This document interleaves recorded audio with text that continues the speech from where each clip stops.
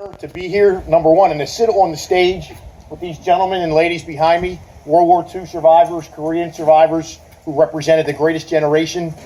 And when I got invited to speak, I wanted to figure out what could I say that could be eloquent. You know, I wasn't born when these things happened. So I reached back and did a little research and came across President George H. Bush's speech on the 50th anniversary of Pearl Harbor, and there were some incredible paragraphs in there that I thought I would share with you. Think of how it was for these heroes, the men of the harbor. They were all husbands, fathers, brothers, and sons. Imagine the chaos of the guns and the smoke, flaming water, and ghastly carnage. 2,403 Americans gave their lives. But in this place, they live forever.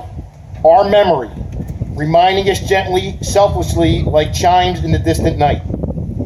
Every 15 seconds, a drop of oil rises from the Arizona and drifts to the surface. As it spreads across the water, we recall the ancient poet. In our sleep, pain that cannot forget falls drop by drop upon the heart.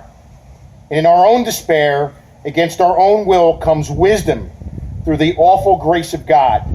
With each drop, it is as though God himself were crying. For the defenders of Pearl, heroism came as naturally as breath.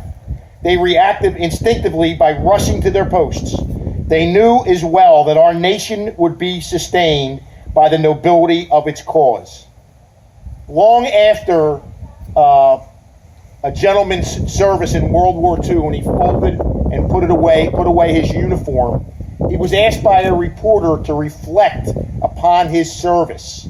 And what he said was, he felt part of a generation that turned a century of darkness into a century of light.